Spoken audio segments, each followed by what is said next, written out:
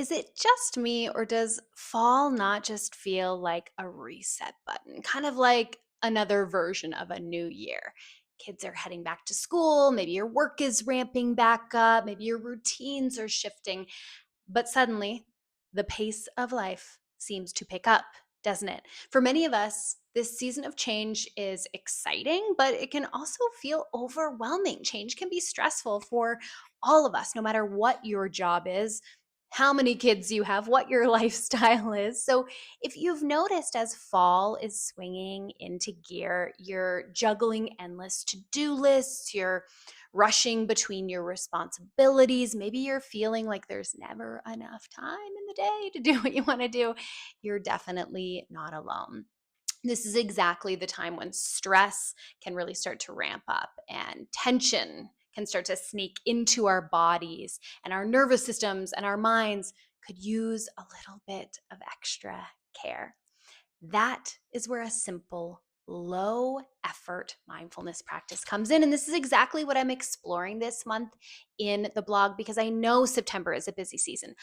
I also know that you want to feel better in your body and in your mind. You want your mind to feel like a friendly place to be, not your own worst enemy. So, in this busy season of life, I'm looking at low effort, high impact mindfulness practices, because a lot of us can get into these habits of feeling like, I really need this. I really need something to make my mind feel more calm and more present, but I'm just too busy to add something else to my routine.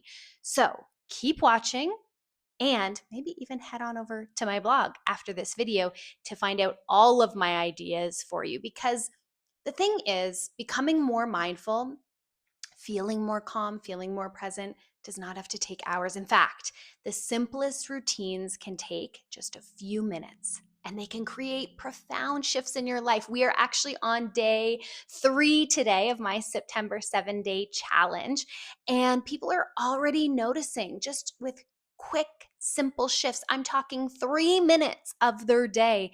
They're already noticing and sharing in the group chat that they're feeling more calm, more present, more relaxed, more grounded. Isn't that what we all want? So, if you're wondering how to practice mindfulness regularly when you are short on time, here are a few of my favorite low effort, high impact practices you can try right away. For all of them, go to the link in the comments below to read the blog, but I do want to share with you one of them here in the video. One of the things you can do is go on what I like to call a noticing walk. A lot of us, when life gets busy, our internal dialogue in our mind gets really busy too.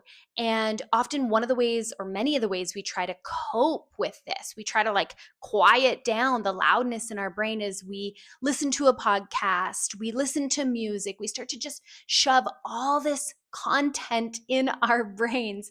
And we often do this when we go for walks, whether you walk with the dog or whether you walk on your own.